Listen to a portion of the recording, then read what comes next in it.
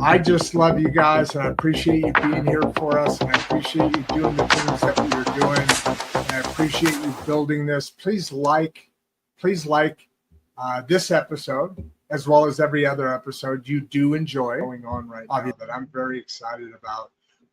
And I see Doge, and I see the realignment of the educational system coming together for a real unique opportunity that we haven't had in a long time. And that's exciting more and more each day.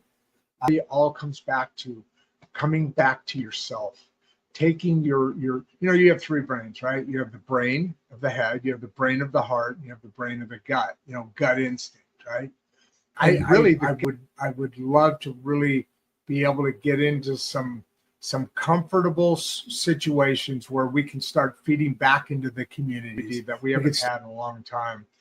If we take the right approach, we have the ability to really dramatically affect not only the children growth, we could start turning revenues and rolling them into, for instance, here in this small town, seeing what kind of effects we have. We have coming up very shortly, as much as we should. And I think this is probably the strongest because it has emotion as well. And then those two signal to the brain to send out the chemicals that do the work that needs to be done according to whatever I have already talked a little bit about it with Emma on Emma Lynn and Grandpa Rod.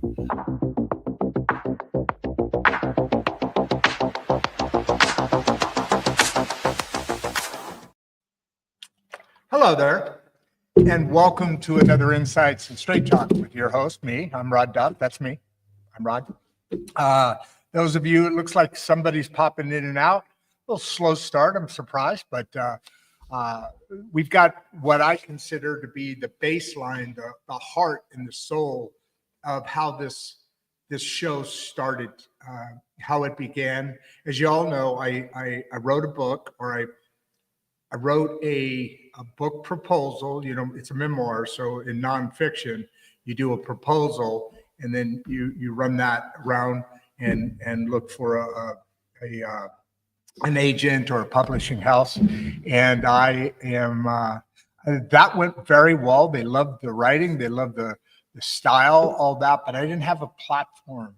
And you got to be able to kind of sell yourself, prove yourself to the agents. They're a business too, right? And so I started this podcast on September 17th last year. We're now, I just looked, we're now at like 376 shows in that year. And we're on our way to, let me take a look here quick. We are at 8,800. So we've gotten a couple hundred just over the last week or so of new subscribers. As the intro video shows, please subscribe. Please like this episode, assuming you like it, and every episode that you enjoy. Next week, we're going to start on our mini series. We're going to roll out a mini series which talks about the history and the reason for Barbieisms. Those of you who have seen the Substack newsletter have already seen some of those come out, or the first one drop, I should say. We started that on Tuesday. We already have about a dozen subscribers, so that's a good sign.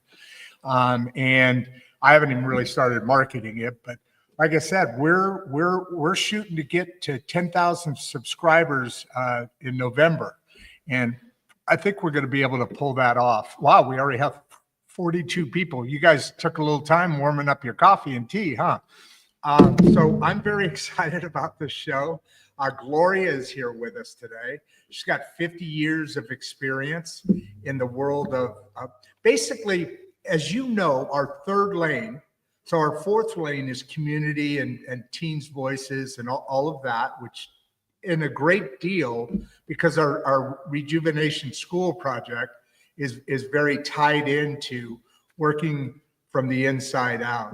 And Gloria, in her work, in her new book, that's just popping out, I think. I think it's just come out. Shake your head if you agree, if I'm about right on that, Gloria.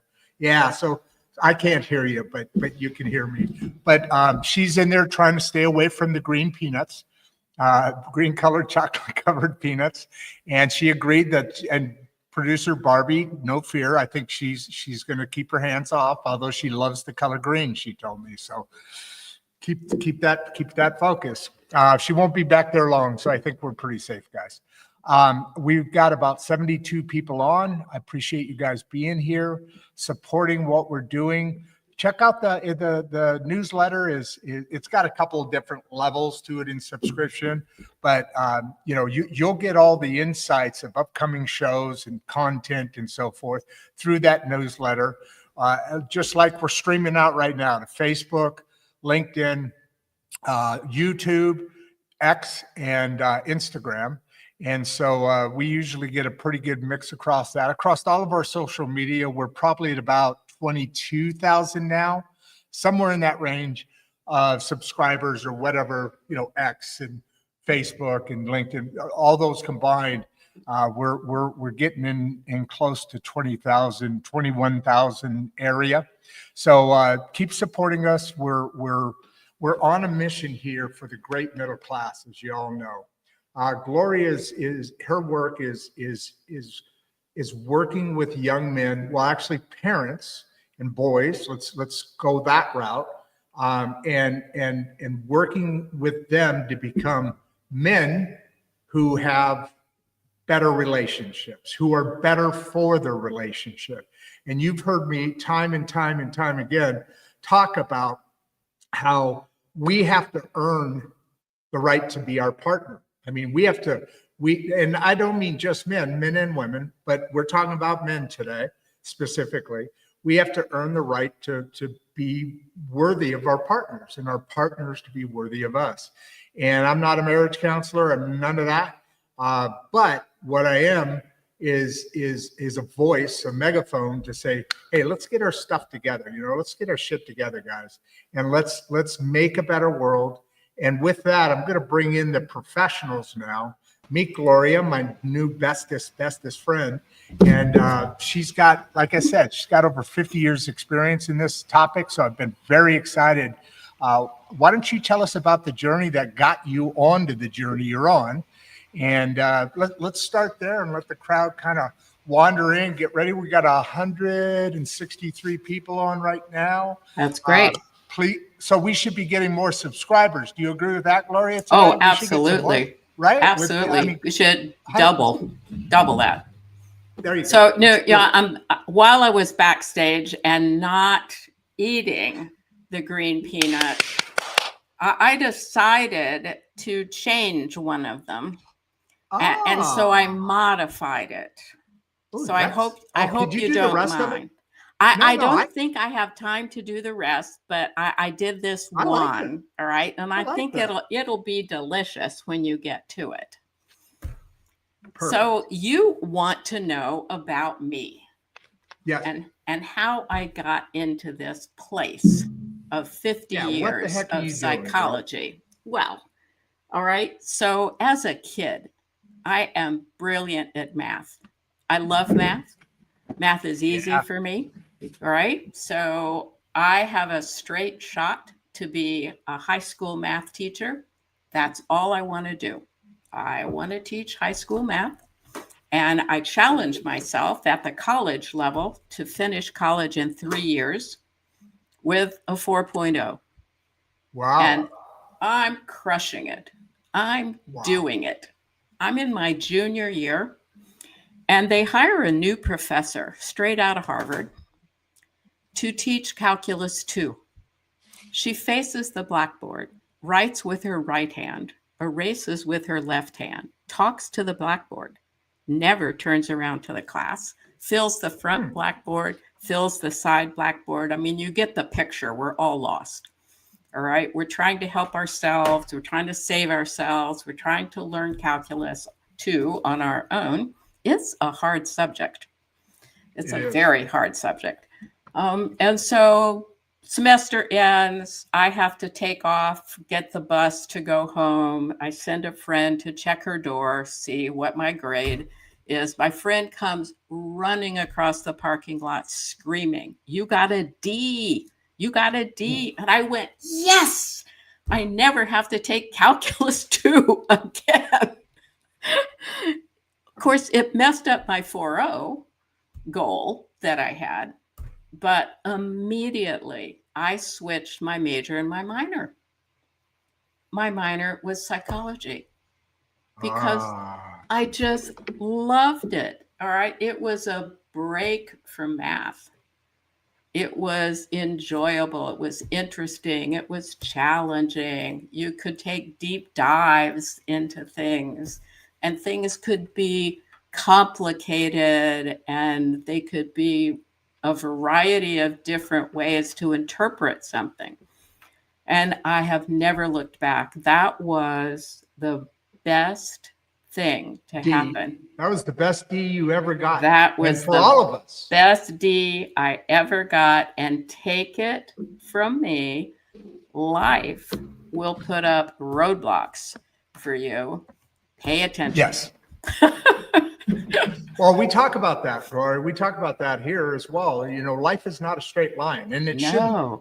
No, it shouldn't be. It's, you know, it's a journey, right? It is.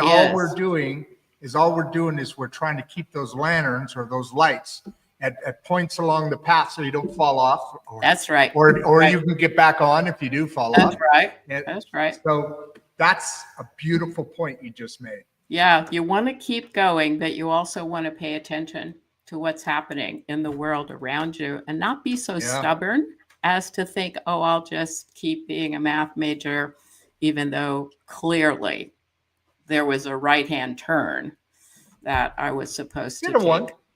I'd say a better one. By the way, we have 246 people on right now. So you guys subscribe. Welcome. And like what Gloria's talking about here. The story's already better than I expected it to start, because that was a cute little twist there, Gloria. I like that. Yes. And so I started, well, I did teaching, but when I decided to go into private practice, I had a friend who ran a preschool. And so a lot of my calendar in the beginning of my practice was filled with preschool boys. And the reason it was filled with boys is that preschools are managed by women. Majority of the teachers in preschools are women. And preschool boys are busy characters. They don't like to sit in the circle and listen to the story. They want to move, right? So they're elbowing the person next to them. They're wiggling around. They're getting up and they're walking around. And the teacher is concerned. There must be something wrong with this little boy because he can't sit in the circle and listen to the story. And so they refer the little boy out for an evaluation to see if he has attention deficit. All right. That was the popular thing to look at. ADHD kind of thing is what you're talking about, right? That's right. Hey, just let's hover here for just a second, if you don't mind, Gloria. Do you, with what you're saying, that's interesting, because I, as a younger man, I always thought about, man, there's so many women and not just preschool, right? You can continue all the way on. through. Men have gotten a little bit more into teaching, but it's still when I was growing up, it was a female, definitely dominated, quote unquote, industry. Right. And I wonder if ADHD's been overly identified because of what you said. Identified because of what you just said. So you're going there right now, aren't you? A little bit. Right? Yeah, absolutely. I'll tell you a quick little story about my own granddaughter. In kindergarten, she had a male teacher, very unusual. And they had a project of finger painting, right? And so there's a big piece of paper on the table, other kids sitting on the tables with big pieces of paper and the paints. And so you start working on the paper. My granddaughter starts working on the table, right? Her finger paints she's finished with the paper. She's on the table. And then she's going down the table leg, right? Whoa. Yeah, down the table leg. All right, making Wow. a real mess, but being very interested in the work that she was doing. All right. The male teacher takes out his phone and videotapes her. I know if there had been a female teacher in that class, my granddaughter would not have been allowed to leave the page. But this guy saw the curiosity, the interest, and he just videotaped her. We should be doing that with little boys instead of referring them out as a problem in the classroom. And we should be restructuring all classrooms, particularly at that preschool level, to accommodate the truth that boys are more physically active than girls are. So don't sit in the circle, right? Put a tree in the room so that I can sit up in the tree while other people sit in the circle, or put a swing in the room. I mean, do something that lets me be physical and keeps me in motion for a significant part of the day. Because if you're a boy, you need to be in motion. You need to be physical for the majority of the day, because you're not as verbal as your female peers are. Can I stop you here and just kind of diverge or divert a little bit along the same words? Yeah. So I told you earlier that my granddaughter and I do a show tomorrow, Saturday, and that's Voices at the Table. But that came from what we call the Regeneration School Project, where and that's why I'm here in Mangum, and that's why the library supports us. Hey, shout out to I forgot to do that. Shout out to the Mangum City Library. They're actually having a pretty cool Halloween event tomorrow and on Halloween. Nice. For the kids and bringing kids. Yeah, it's really cool. But they've been really working with me a lot, because we're starting to gain some momentum. What do you think about? And I won't go through the whole thing. So there's 4 basic core subjects in school, right? Math, science, English, history, and we're saying let's get this 5th core subject in the school systems, and that's about life. How to prepare you for life. It's kind of what you're talking about now, and reinventing or re-looking at the school setup. And I think we're on the same page there. I didn't even think about this in your story when I was reading all the information. Go on. What do you think about a 5th? Go on about that reinventing the school classroom. I love that. Put a tree in there.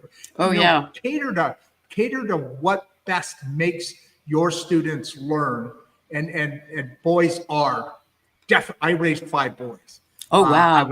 I was never a carpenter, but I really got in good to putting walls back up, because asses would be going through the walls as they're wrestling. Nothing mean or intentional. They're just being boys, right? That's right. That's right. They just kick a hole in the wall while tackling your brother. Exactly. Yes, I am right with you. All right. The whole curriculum needs to be reinvented. We need to have practical things that get taught in the classroom. All right. How to balance a checkbook, how to open. There you go. Open a bank account, right? Yes. How to do a grocery list, what groceries to buy in order to feed yourself, right? So that you aren't just doing potato chips for dinner every night. And top ramen. Right. Or ramen noodles, which is, the college favorite. Oh my God, yes. Let's get a little salad in there once in a while. Hey, that's a novel idea. Like that. Practical things. Also childcare, right? What is it like to have an infant? And I know some schools do, at least at the high school level, this project where they will give the kids an apple and say, this is your baby, right? You have to monitor, or an egg 24/7. Mine was an egg. I remember that. Mine was an apple. 24/7, you have to take care of this thing, right? And it's fragile. And it's a pain in the butt to take care of this thing 24/7. And so you learn a lot.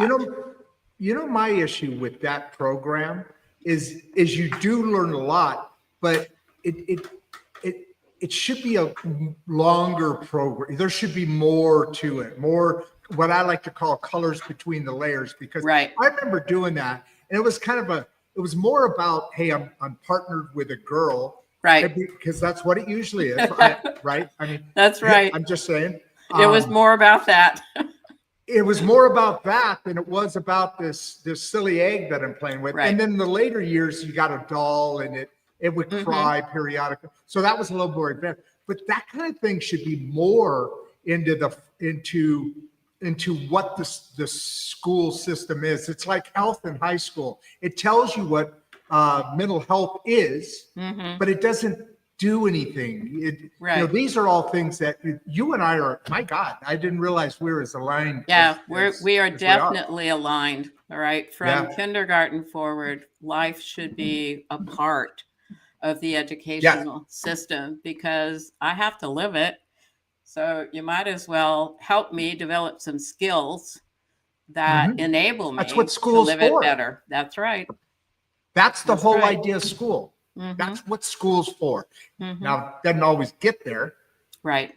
There's some weird stuff that happens every now and then, right about now. But I think it's going back. And I think you saw in the earlier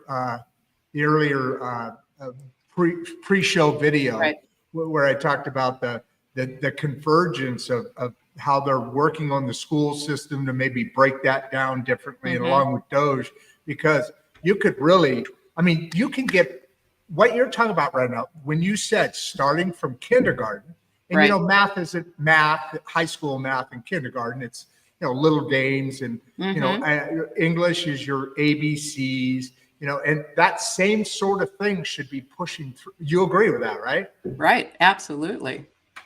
Absolutely. And it's critical for boys, right? Developmentally, boys are different from girls. Now it gets labeled as boys are behind girls. I would like to change that. Boys are different from girls. Their developmental track is different from that of a girl's. Interesting. So the girls can use language. The boy uses his body. All right. The girl can sit still. The boy can't. That doesn't mean there's something wrong with him, but we've interpreted it as there's something wrong with that person. And so we have to modify them in some way. We need to modify the educational system so that it is teaching both boys and girls. All right. I'd love to get more male teachers into the system as well, because my example with my own granddaughter is there's real value in having a male monitor a classroom and teach the students.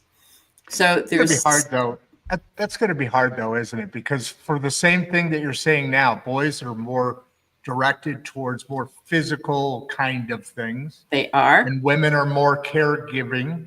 And the beauty of both of us, but the deficit is you have less males that would be drawn to that. Like you have more males that are drawn to firefighting or something, right?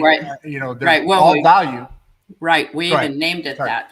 So, but there is a trend now of men raising their infants, all right, and staying home while my son does that. My oldest son does that.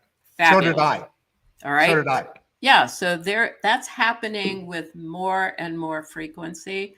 Good there point. Are organizations out there for men that are staying home and raising their children. So as they do that, there will be a shift in the demand for a change in education. At least that's my hope, that there'll be a shift a hope, right? in that. right? Right. And 100%. the significant difference between boys and girls has to be paid attention to in the educational system, so that we design education to accommodate the needs of the boy in preschool and early elementary school, and accommodate the needs of the girl, and they are dramatically different. Why do you think that is? Not that they're dramatically It's different, but no, why does the school system? I mean, because you're right, 100%. Obviously, I'm not telling you anything that right. gives you any whatever. But why hasn't that been up to speed? I mean, it should be obvious that, I think more boys are by far are diagnosed or identified as ADHD, right? Right, And right. that comes out of the school system. That's right. I mean, Right. those observations.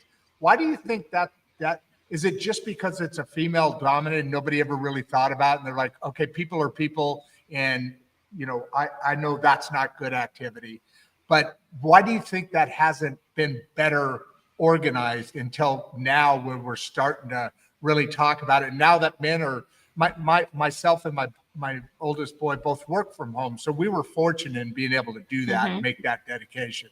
But now that more and more are staying home, that obviously that has a very big hope of change. But why do you think that our school system, forget about their changing all that, but why do you think that this hasn't been thought of prior in the school system? Yeah, I think there are two reasons, right? One is that the school system is dominated by female teachers. Okay. So, I get that. they have a different relationship, a different expectation, and they have a different emotional range from males. Boys come into this world with a broader range of emotional expression than girls have.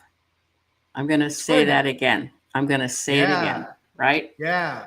Boys come into the world with a broader range of emotional expression than girls. Now, you got to ask yourself, why is that? Right? Yeah. And what does that look like? And what does it look like? All right, let me take you back to the caveman. Yes. Right? So you're a caveman, I'm a cave woman. I want you to have incredible courage and incredible fierceness, way beyond the courage or the fierceness that I own, because I'm staying in the cave, cooking food and taking care of the babies. You're going out into the wild with your spear to kill something that I can then heat up and serve as food. So Gotcha. there's a natural expectation and natural need that the male's emotional capability be extreme on the positive end in terms of courage and intensity of feeling and expression. And I think just naturally, then, the same thing is true on the negative end. If you look at some of the psych research, one of the famous ones that's been shown on television is the still face experiment, where mother faces the infant and she's, interacting and cooing and expressing, and then suddenly mother's face just go deadpan. The reaction of the girls is to get fussy and to cry. The reaction of the boy is to go wild, right? To have such an intense response to that. And that's the emotion on the fear end of the continuum. So men have a broader range. They are born with a broader range. We destroy that socially. We stop them from using the negative end of the continuum, for sure. We still like them to maintain the positive end of the continuum when it comes to fighting, bravery, protection, right? I want you Well, guys you know what though? holding on to We're that. even getting beat. We're even getting beat up on that nowadays. Yeah. Now we're toxic doing Right. all that stuff, right? That's right. It's crazy. That's It's crazy. right. That is true. We can't even do anything right now. You can't. You guys are in trouble. Let's just face it, right? Just People toss want you to Toss just the fall baby off out with the bathwater. the world is flat. You're supposed to fall off the edge. You are funny, girl. You are funny. Hey, I want to throw a couple of these in while you're talking before you go on. Kevin Perry says, Dr. Gloria's wisdom is timeless. Thank you for sharing this. Oh, that's lovely. Because I think you're making some hits here with some people. Now, this person sounds like they may already know you. How can we tell if our childhood wounds are still shaping our relationship? We'll get to that in a second. Yeah, they are. We've got a lot of really good questions. Go ahead. No, I mean, go ahead with your story. I'll get back to some of these questions because there's about a dozen good ones in here, I think, so far. I've just been looking. All right. And so go back to the previous question so that we know where we're starting from. How can you tell if your childhood wounds are still shaping your adult relationships? I love that question. It's a beautiful question. And I will tell you, Kevin, it's a guarantee that your childhood history is jumping into the present and shaping the reactions that you have in the present. There's no way to avoid it. The history will indeed shape your present. So let me give you an example. All right. You're a professional guy, but in your childhood, you were dominated and abused by your father. Emotionally dominated, periodically physically abused. So you learn not to stand up for yourself. All right. You're a professional guy. Yeah, as protection. And I'll put you in sales. All right. And you are crushing it in sales, but your employer isn't coming along and raising your salary. And you are not going to ask. All right. Because asking for a need puts you at risk for being in trouble. And the risk as a salesperson is they'll fire me. All right. I can be replaced. So I'm going to accept a lower salary than what I truly deserve because of that early history. That's a clear example of your childhood jumping into the present and putting a limit on you. There are tons of other. There are just tons of others. All right. Our brain holds everything. And let's stay with this continuing for a minute because, I like to use the example. I know you're going to say the same thing. Everybody no matter who, everybody lives in a different world. I mean, we're all living our own separate, different worlds. Why? Because we look through life through our own lens, which even if you're standing next to me, you're looking at that, you're seeing what I'm seeing, but it's different. It's different, to you because of your history, right? Bam. And because your brain holds every experience you have ever had in life. We now know that it also holds experiences from the last trimester in utero. So think of that. Oh, go with that. How does that happen? Well, so the last trimester in utero, you can actually hear, right? Okay, that makes sense. And you respond to touch, right? So if mama's touching you outside, you're singing to you. That's kind of a new thing now. Okay, go on. Sorry. Playing videos for you, that gets recorded in your brain. And you never lose it, all right? Every experience that you have is packed away up there. So the challenge for us as adults is to take ourselves seriously, realize that, and be interested and curious in taking a deeper dive into our history to figure out, why do I behave that way? Why do I have that thought in this particular situation? There's a history for that. These are not random. Hold on a second. Here's a perfect time. What's the name of your book? Because I know that fits exactly with what you're saying right now. Yes, it is. The book is Read, Reflect, Respond, the 3 R's of Growth and Change. It's a journal book, but in a very different format. Because a journal book. Yeah, there's an essay on one page, and the facing page is blank for a purpose, right? It has a couple of little questions, but you store information in terms of language, in terms of action, and in terms of imagery. Those are the 3 ways your brain stores information. Most journal books have lines expecting you to access language. Okay, great. You can access language on a blank page too. If you want to access language, please do. Go ahead, write anything you want. But the other 2 ways that you store information are where those hidden gems really exist. So you can scribble on that page. You can draw on that page. You could just be intense, right? You just might want to go on that page. And that gives you the lines insight. taken away. The lines taken away. Level. Yep.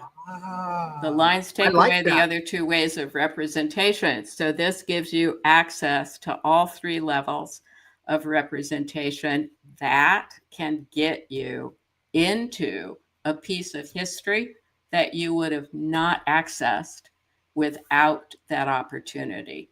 And then you can take a deeper dive into, why is this little story on the left-hand page causing me to scribble, right? And just get an intense feeling going. Then I can take a look at that. All right. So the book is intended for emotional growth. And you get there through accessing early history. Let me ask you something. So that 3rd trimester effect of what's happening, your brain is all, because you can hear, you can touch, feel touch, all of that. It just made me think of something which is is off what we're talking about, but it's not really. They talk about a child's personality is developed, locked in by the time they're 5 years old. First of all, do you agree with that, or yes or no? Yeah, I would say that. Yeah, that makes sense. Yeah. Well, it's interesting because that 3rd trimester is your first building block, your first whatever to becoming an outside of the womb human. Right. And so I wonder how big that 3rd trimester is because that's what, 3 months, right? Roughly 3.5 months, 3 and a third months, because you're actually pregnant 10 months, right? Not 9, actually. Yeah. If I'm not mistaken.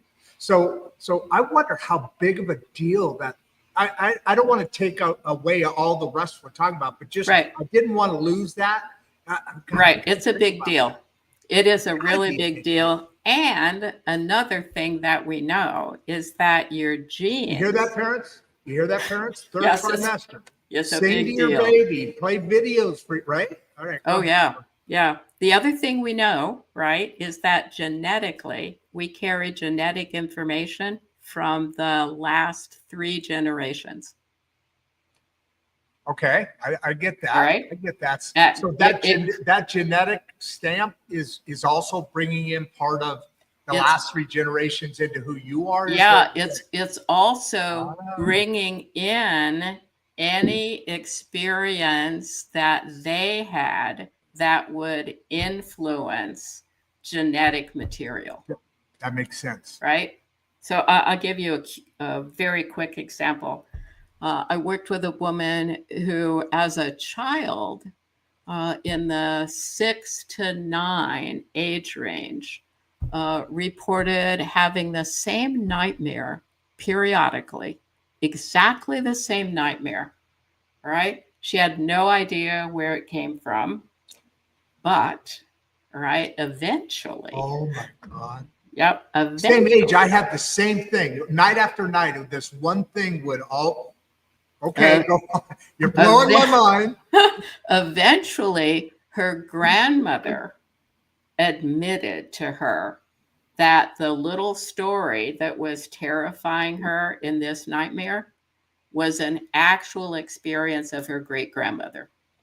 Wow. Right? So that's the genetic material just I can think that image right now. That's how much it's. I mean, we're talking same thing. It was like 6 to 9 years old. I don't remember exactly but that went on forever.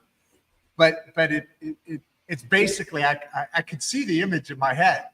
Falling off a cliff and there was a car or a wagon. It's got a history. It's got a real history. Oh, I got to find out about that. Yeah, That's it's crazy. got a real history. So there's something within the last 3 generations that happened that was obviously very traumatic. Right. It's instilled in the DNA of, say, my great-great-grandmother or father or whatever. Right. And absolutely. And it traveled down to you. Wow. That's intense. It's like blow your mind. Hey, that's a perfect question right now. What's the first step towards breaking a generational cycle? So there's your story. And if you want to build that out more, we'll come back to Justina. But I just thought that was a really good question at this moment. Do you agree? Yeah, the first step is exactly what she has done, is really recognizing there is a generational cycle. Many times there is no recognition of that generational cycle. So she's already at the starting point, which is to recognize that there is a generational cycle. And then in order to access and to heal, there's a marvelous technique in psychology called internal family systems.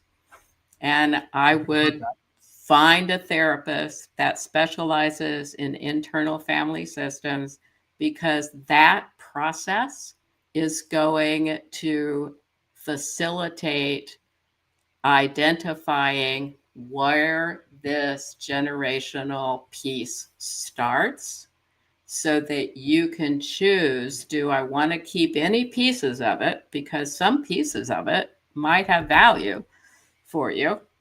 Or do I want to let go of all of it because it really doesn't belong to me, all right? It's been influencing me, and it has been damaging me, holding me back, but it really doesn't belong to me, all right? This is a carrier that has just glommed onto me because of the history of the family.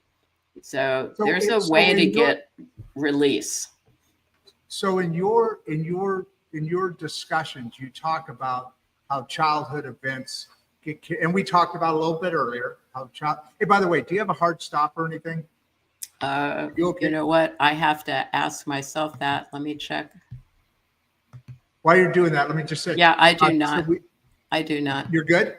Yeah. Okay. Good. Because I have a feeling we're going to definitely go past an hour. Not necessarily. I've got as far as 2 hours and 50 minutes on the show, but I think we're good there. Now I lost my point. My question. Let's go back to. I don't want to lose that. Well, you've got a great question on the screen. How do we start the healing process when we don't even know what's buried? You take the risk of actually finding a therapist trained in internal family systems, which is the only technique that I really know about that will facilitate. What does that look like if I'm sitting in a session? What are they doing? Okay. What are you doing? All right. So your brain, as I said, holds every piece of your history. All right. So one of the things that you're going to be doing is that you're just going to do kind of a body survey, if you will, and see what part of you actually needs attention today. That part, that physical part, is connected with a piece of history that's stored up here. All right. So maybe I have tension right here in my chest. And that tension is associated with a piece of history that is stored up here. So if I can focus here and just give this part of me the attention that it needs in order to bring to consciousness what's associated with this part of me. And let's say I discovered that one thing that's associated with that part of me is a parent, shoving me against the wall, all right, and putting their hands in my chest, and then screaming at me, right? Because I've asked my brain to go find what this is let your brain. Let me just drill down on that a little bit. So you're saying that if you have this periodic or this constant, this kind of pressure on your chest, even just at that point in time, all right? So I'm your therapist, you come in, we have a relationship, we're going to do work, right? This is not day one, this is not the introductory, but we have a relationship, we've done work. I'm going to ask you to do a body scan and find the part of your body that needs attention today. You're going to find this pressure, right?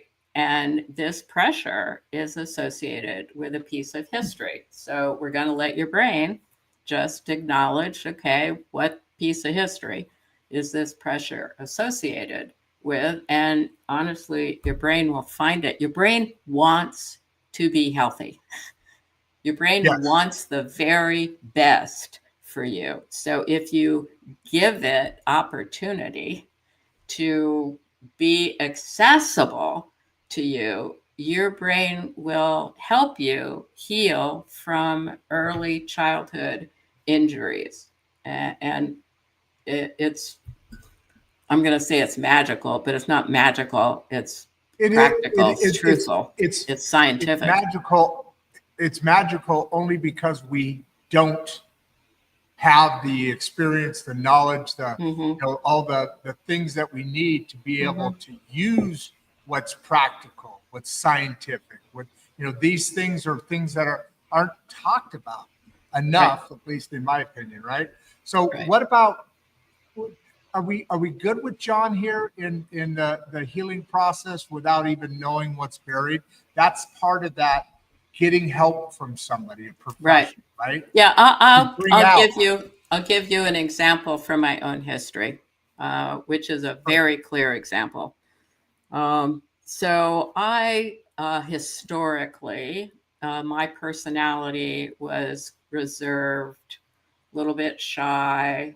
I'm going to wait for others to come to me, and I'm going to feel self-conscious, right? I'm going to worry that they're not going to like me, that they'll find something that they'll use to reject me. Now, that has to have a history to it. You don't come into the world with that sense of yourself. You come into the world thinking you're the best thing since sliced bread. All right? Every infant comes into the world thinking, I'm great. And so I am somewhere in my 30s, and my mother is somewhere in her 80s, I think. Right? And so she's at the point where she's starting to tell history stories that she never would have told before. She's facing the end of her life. And so things occur to her and she starts to share them. Well, the story that she shared was my birth story. And I had not heard this before. That this is her experience of my birth. So I was born in 1946. At that point in time, there are not suites for birthing, right? Women go into labor, they stay in labor until they push a baby out. So it was 2 days of labor. And then when they push a baby out, they're exhausted. The baby disappears. They never see the baby. All right. They get taken into a big ward, multiple beds, drapes between the beds. It's the maternity ward. The next day, the baby comes to her. So this is her first experience of me. And she unwraps me and she starts screaming at the top of her lungs. She's screaming for the nurse. She's screaming for the doctor. She is totally out of control. Right? Now, I hear that story and I feel sorry for my mother. I have tremendous empathy for my mother. I never think about it from the perspective of what was I experiencing. But you can see the connection between that early rejection and my sense that people are kind of dangerous, right? And I have to be cautious and I have to wait to be approached. There's a direct connection between that early experience and my shyness. When I started thinking about that as a real experience for me, not just for my mother, the shyness disappears. I am here, right? I would not be here if I were still that shy adult psychologist. So that's hitting John's. That's filling in John's even more. That's I don't want to get into why your mom was screaming at the top. What caused that, but I mean, if you want to, that's fine. But that's a connection there. And that's something you would have had been buried within you, not knowing for that first 30 years of your life. Right. Absolutely. Wow.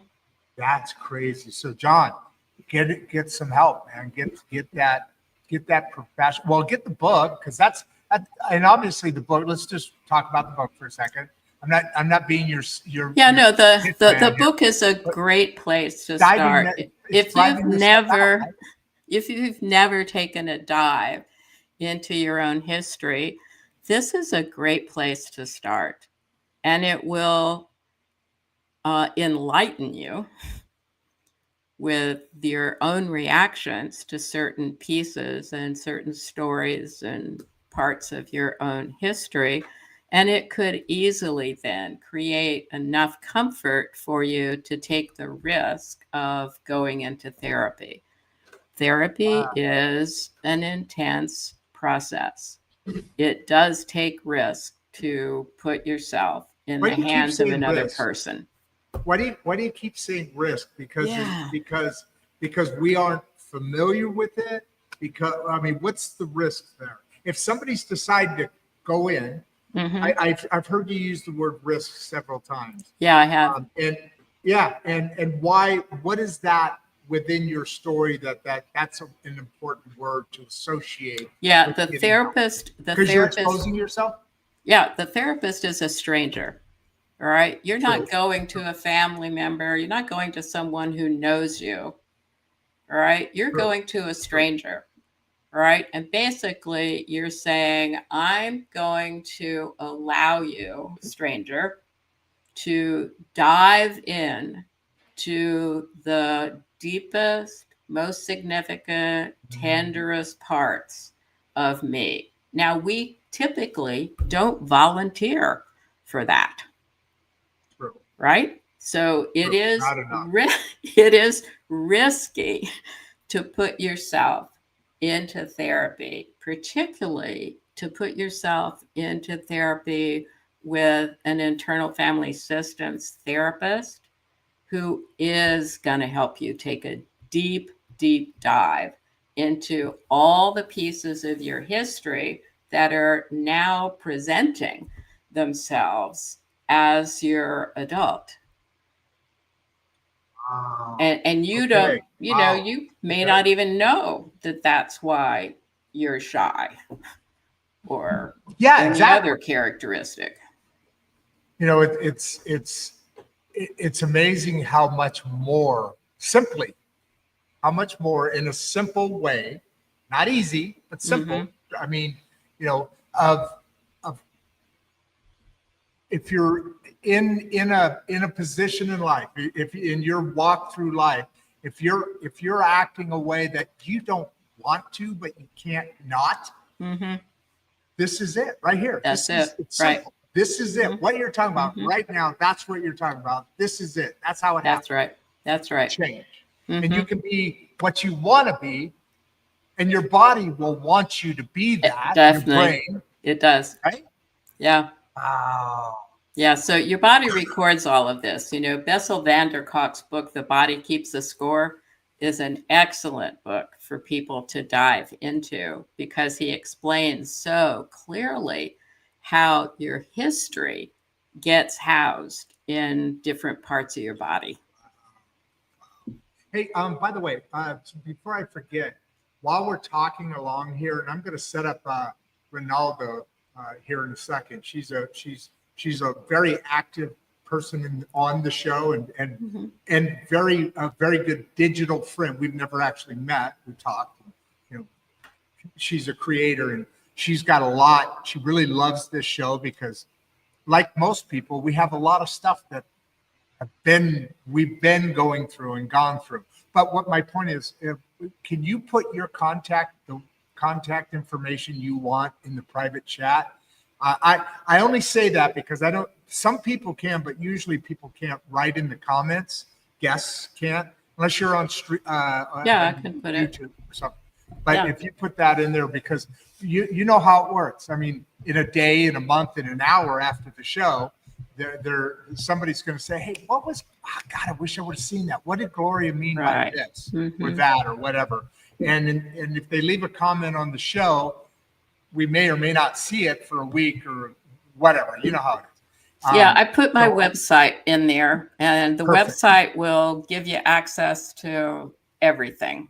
All right. You can set up time to meet. You can see some descriptions. Your schedule's on there. Videos, your products, your links to Amazon, I assume. Yeah. All the blogs are on there. You can see examples of internal family systems and emotion-focused therapy, which is a technique used mainly for couples.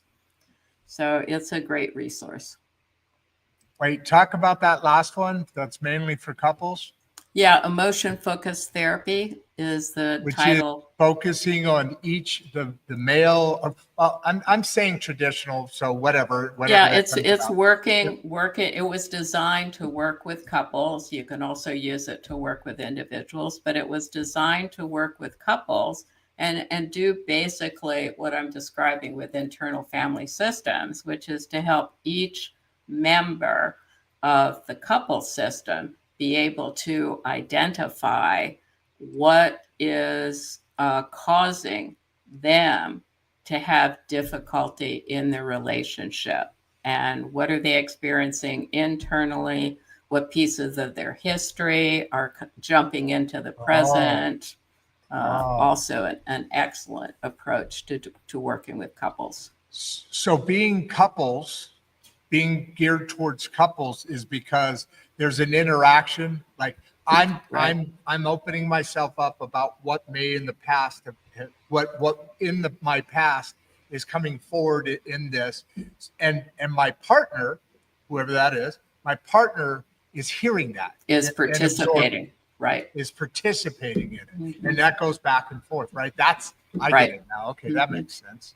This is right on your website, right, Doc? That's the website.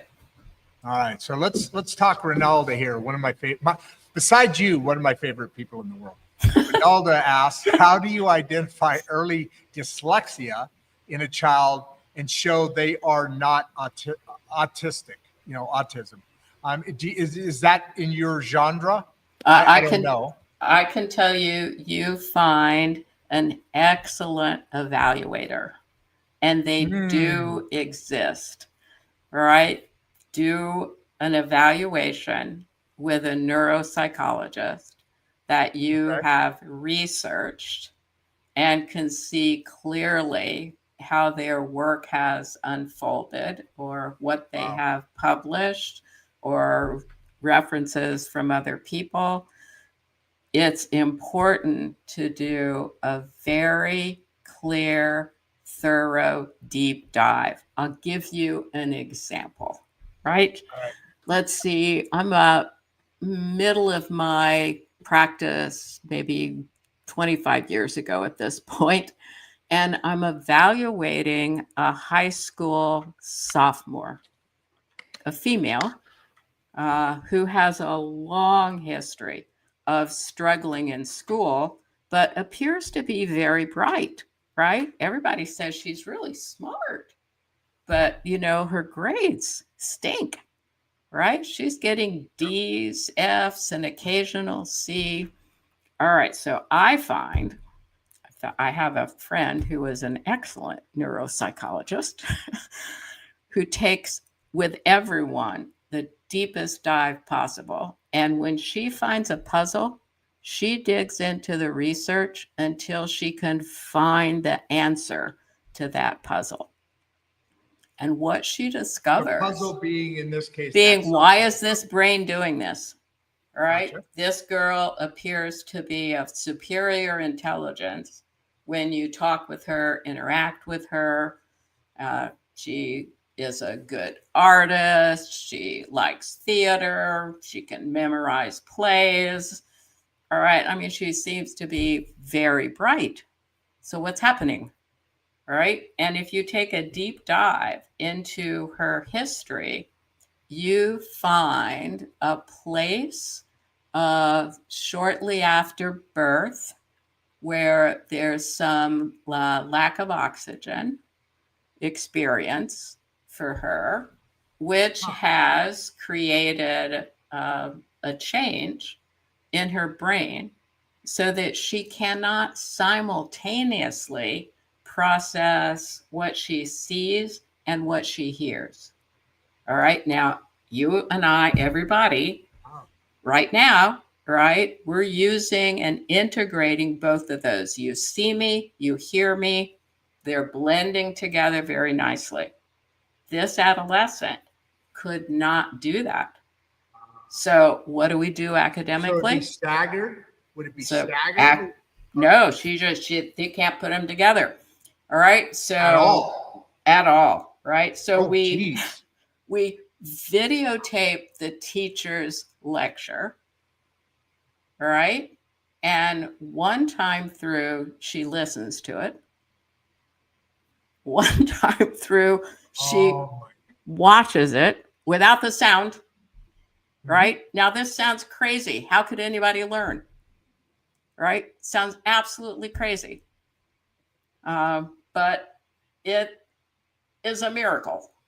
She gets straight A's. Wow. She goes to college and gets straight A's.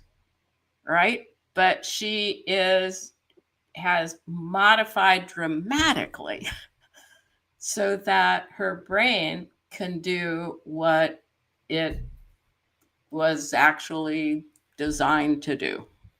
So has she gotten better over it? You said she gets straight A's. That's because of the process. That's because of the process. Watch it visually, to watch it.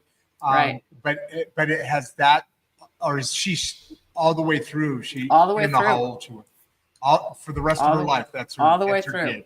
Yep. If you figure out how a person can learn, all right, they're golden. They'll just use that process forever. 100%. My God, that's amazing.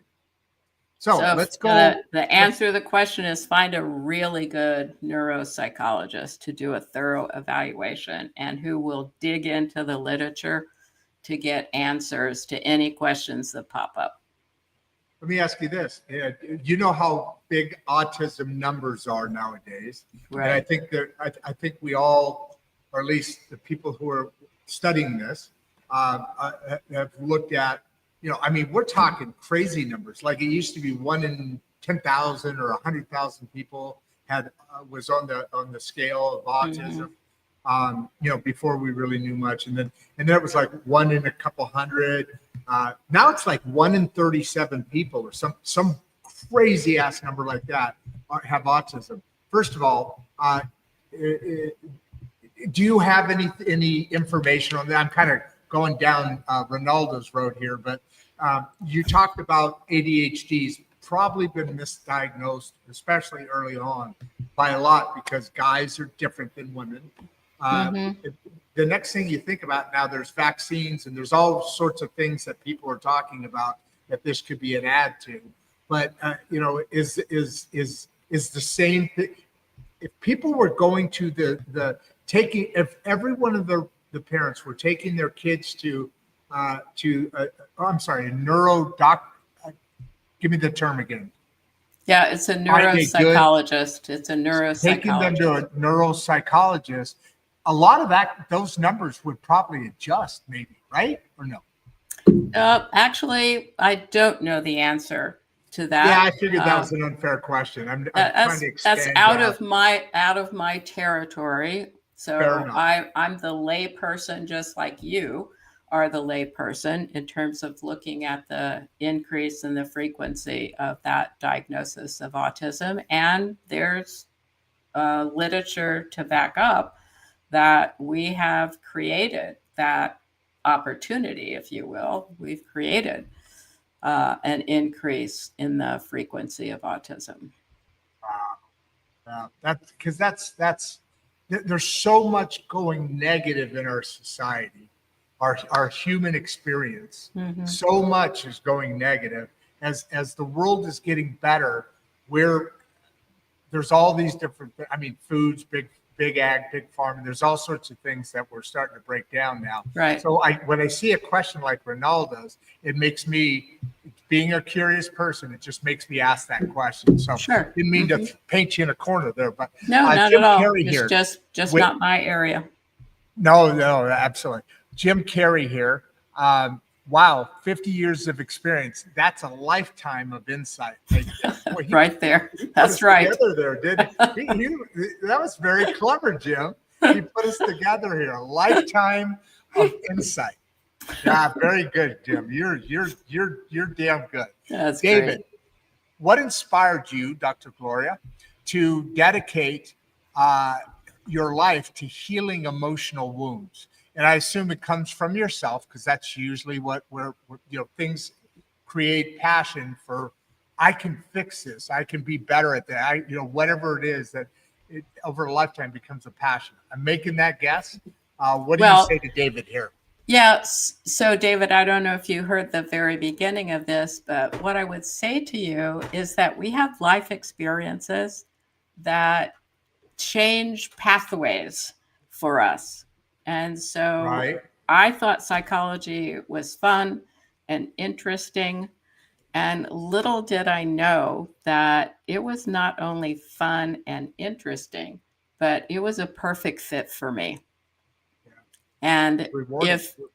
It's very rewarding, all right? I love to see people grow and change. And so, and I started my work with preschool kids. So you can see an immediate response when you're working with preschool kids. Preschool kids are brilliant, right? On an emotional level, they're still in touch with kind of that early emotional intelligence that we're all born with. We are born emotionally intelligent. It's our only survival mechanism, right? We read the environment around us. I tell people that if you want to start a business with a group of people, find a baby. Pass the baby around the room, all right? In the arms of someone, the baby is relaxed and heavenly. In the arms of somebody else, the baby is a little fidgety, a little uncomfortable. In the arms of someone else, the baby is screaming, right? Crying, all right? That person is dangerous. The first person is safe. And the second person is kind of unpredictable, right? Babies have Wow. incredible intelligence. So, you're at a family reunion with a new baby, you pass it around, the same thing is true. People think the baby is hungry or the baby needs a diaper change. Wrong. The baby has just read the room perfectly. That's their survival mechanism. They have to know who is safe and who is dangerous. It's their survival mechanism. They can't survive without it. All right. Take a healthy baby, well dressed, well fed, put it in a box, set it on the steps of the fire department. That baby will start screaming because it perceives I have just been abandoned. Emotionally, you just walked away from me and left me in a box. They're brilliant. How old when we start not that to your question exactly, but how old do we start losing? And that probably varies, I'm guessing, now that I'm asking the question. Yeah, you start losing that capability from the beginning, right? Right out of the gate. Just right out of the gate, because you get treated in ways that show you it's not safe to express that emotion. Right? And you learn. So, here's the perfect example. This one I always like, which is women have a narrower range of emotional expression than boys do. All right. So you take a male infant and a female caretaker or mother, and she's not doing this intentionally, but if he goes up too high or down too low, if he goes out of the range, personality wise, it gets just emotional expression. All right. So gotcha. He's just making noise. All right. He's making noise. All right. And if he gets too agitated or too sad and distressed, that's outside mother's range of emotional comfort. And she will react. It's normal. It's natural. All right. Maybe she'll just back up a little bit. Maybe her face will change in some way. All right. The infant is brilliant. And so he immediately understands, oops, all right, I shouldn't be expressing that emotion. All right. And so he modifies his emotional expression so that he'll maintain attention and connection with mother. What you're saying right now is babies are literally, especially emotionally, but I'm just going to say in general, babies are smarter than adults. Oh, yeah. Babies are smarter than adults. I mean, yes, because they have to, they have no other protection, right? Right. And then it's their only survival lives, mechanism. we make those reactions acceptable.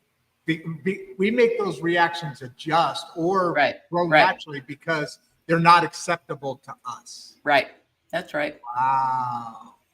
Or we're not actually. It's not that we're not acceptable because I don't think we do it. I don't think it's conscious. I think that the initial interaction we don't have it.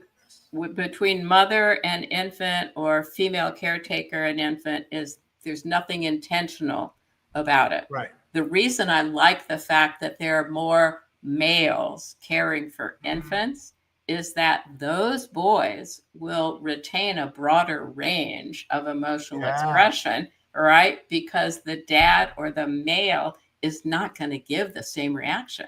Dad's going to be comfortable with that. Hey, you want to scream bloody murder? Doesn't bother me, right? I'm good with it. And in fact, I might even enjoy it, right? I might even get a little smile on my face and encourage you. Get a little wrestling around, get a little fun party time. Yeah. Get a little party going.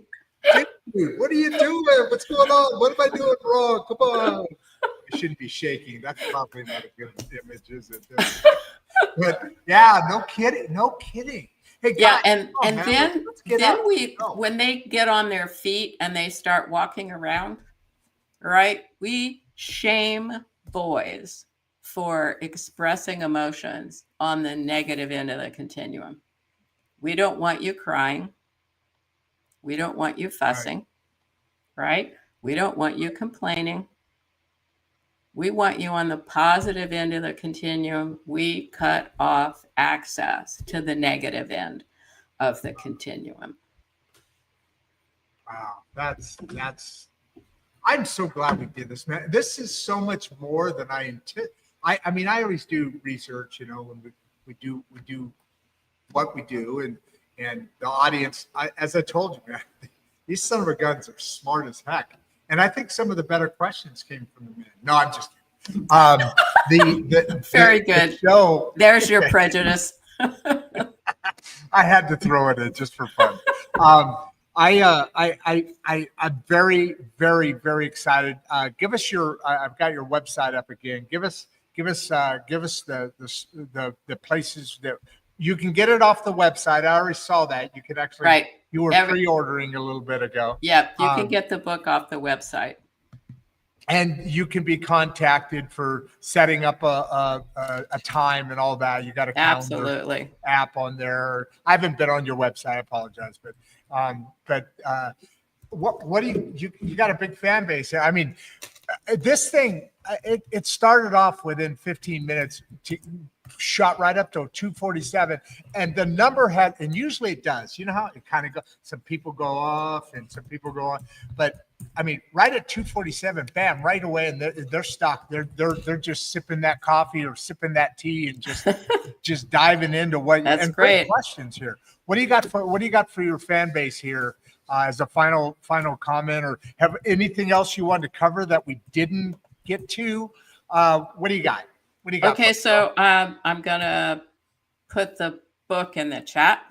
Oh, there you go. Okay, go ahead. Keep talking. I'm gonna go off screen for you. And what my hope would be for everyone who is listening is that you will care enough about yourself to start a process of learning more about you, your history, and how your brain is throwing pieces of your history into the present in ways that are probably not helpful to you. That's crazy. This is a totally different. I love this show. Obviously, I do a lot of. I do them 6 days a week, and then there's the other stuff that goes with it, the marketing and scheduling and all that. I'm a one-man band, so it fills my day. It is my work now. It's my journey. It's my passion. Great.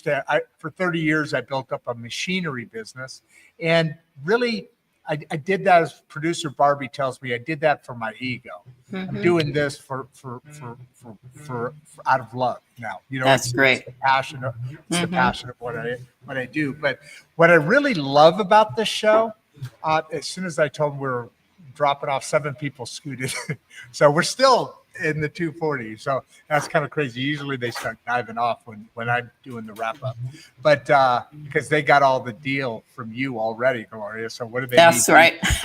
They don't need you. I'm just chitter chatter. But what I love about this show is I get free advice. I get to learn about these things that so many people don't ever have access to. Fortunately, our audience does. But they show up for 5 more came back. Okay, fine. They're saying, oh well, he's actually saying something smart right now. Let's listen to this. The fact that I get to, because some people are on several days. Some people they got lunch or they can't miss that or whatever. But I get to listen to every single one of these discussions. Yeah. And you hear themes and you hear similarities that reinforce stuff, which is awesome. And then you get somebody comes along like Dr. Gloria here, and you go, whoa. So like, blow your mind. Blow my mind here. I mean, this is a whole new. Honestly, when I was first looking at this, I thought it was the other way around. Why are boys so fucked up? when it's not, that's Not true. right? Exactly. So there was my own bias reading into this stuff. Right. And this conversation has been a real eye opener, a real mind blower, and a real way to help heal the entire great middle class of America. And that's what the show's all about. And Gloria, Great. God, thank you so much. You are welcome. I'm so glad we hooked up. Me too. I have enjoyed. Thank you. Give everybody your fan base. We're back up to 247. How funny. Give everybody your fan base a big wave. I'll throw you in the green room, and I'll see you in a second. Just a okay. Touch base for all right. Thank you all for being here. That is so cool. My God. I mean, I love doing the show as you all. Oh, wait. Hold on. Oh, wait. Okay. I missed something here. Both Rod and I grew up when. Oh, okay. Let's bring you back on stage. Let's see if there's something here. Both Rod and Ronaldo's my friend that I've known since the show, basically. Well, since a little bit, right around the show. She's a creator on TikTok, different social medias, and I just fell in love with her work, and somehow we started chatting. But both Rod and I grew up with Marine Corps fathers. Today we can read the room, and people we had to, because we only had a short time. And I was going to bring it. Right. I'm glad I brought because I went to 3 different high schools. I went to 9 different elementary schools. I lived in different parts of the world and a lot of parts of the country. But she brings a good point here up, which just re-edifies what you were saying earlier. Reading the room to short time to meet people. So can adults develop it more from empathy to adults? Wait, am I reading that right? I'm sorry, I just saw it. Both Rod and I grew up with Marine Corps. So yes, father, today we can read the room and people. We had to become, we only had a short, read the people who we needed to connect with. Oh, you had to. Time. Right, you had to. And we knew it wasn't going to be a long-term thing, but we know to survive in high school, I needed to know what group I was going to fit into. That's right. First. And then from there, I needed to read the room, the people within that group, to figure out how I could be more accessible to them or accepted by them. So what she's asking here, in a short time, meet people. Can adults develop it more from empathy as adults? I think you can. Yeah, if you're asking, can you develop the skill of that's what I think she's reading the room and knowing who is trustworthy and who isn't? Or do you need to have a baby with you? Could you become the baby that we pass around the room? Exactly.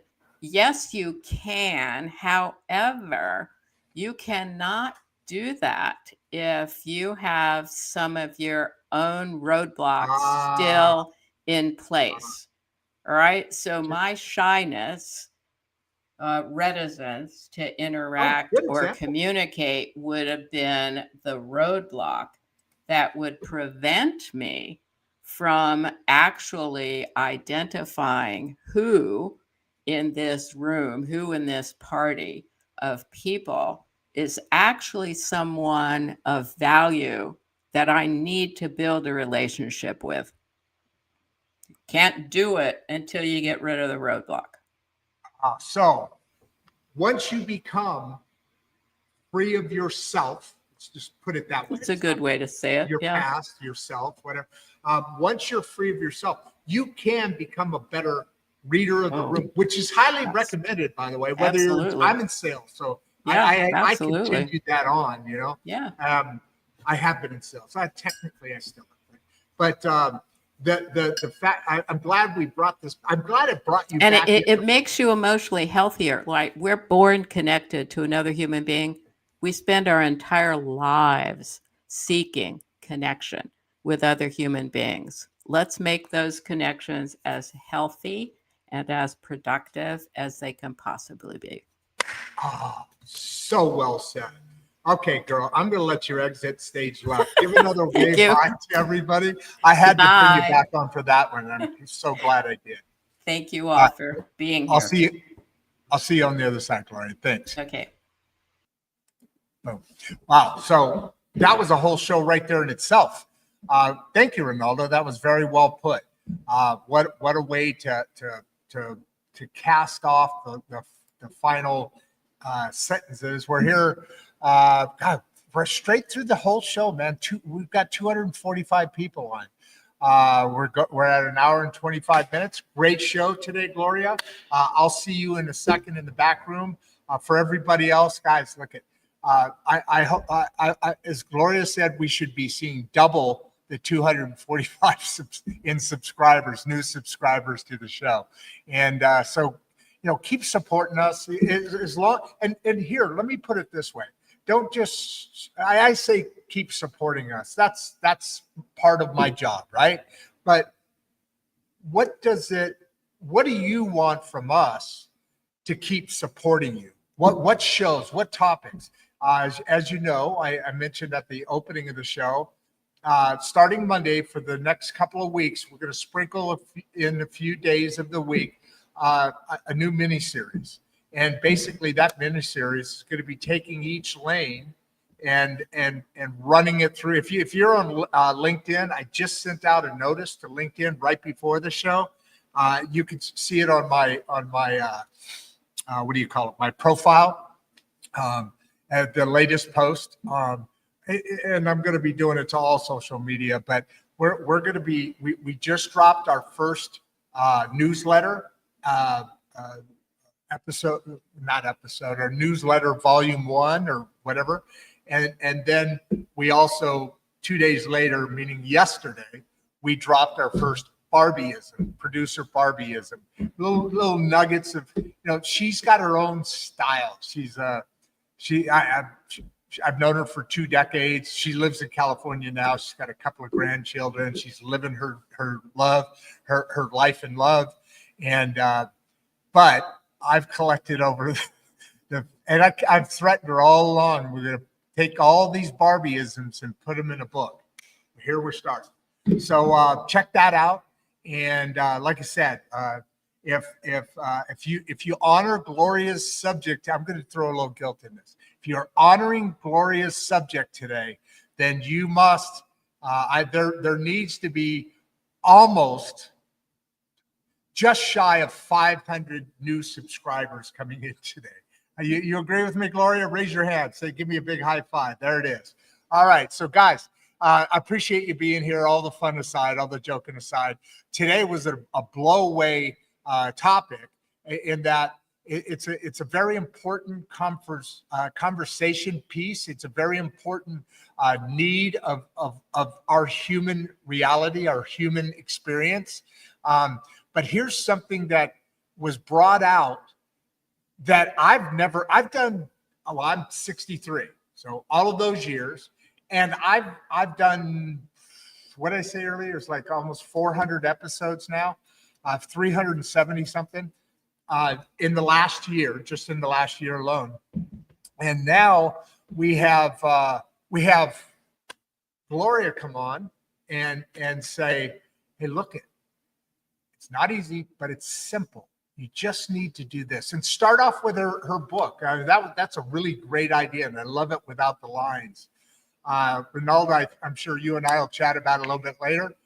Producer Barbie, if you're on, I assume we'll chat about it at some point. I'm Rod Duff. This is Insights and Straight Talk, and keep showing up, keep being you. And as Ronaldo said yesterday, now I'm going to go out and, well, maybe I'm not. There's a big storm coming in, and I don't know if it's here yet, but I'm going to be doing something because I am out. Before you leave, if you'd like to watch another one of the podcasts, click the first link in the description. We love having you here, and we appreciate all your support. And with that, producer Barbie and I are out.